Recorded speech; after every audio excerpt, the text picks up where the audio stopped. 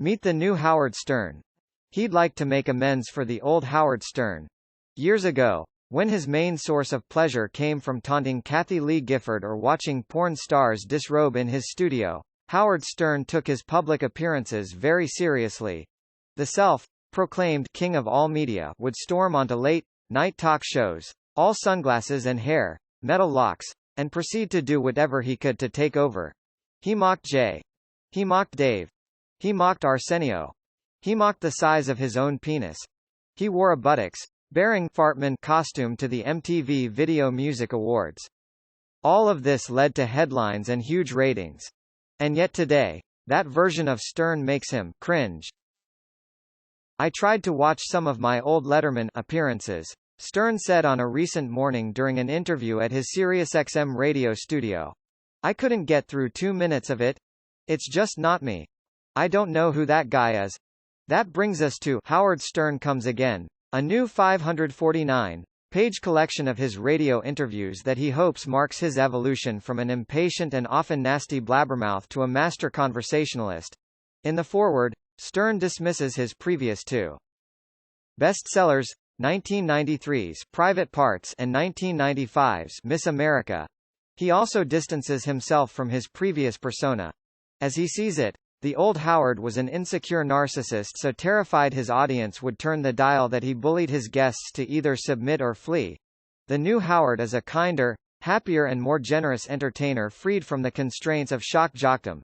The beginning of that transformation, he says, is easy to chart. The end of his 23-year marriage to Allison Burns in 2001. Miserable and disappointed, fearing how his 3 daughters would view him, Stern began seeing. Not all of his fans are happy with what he describes as his personal evolution.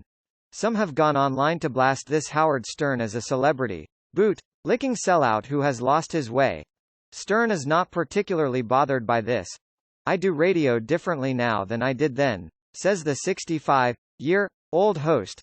Have you ever tried to go back and look at your old photographs or your old anything or articles maybe you wrote and you say, no, I'm a better writer now, a better performer, or not even better, but I do things in a different way.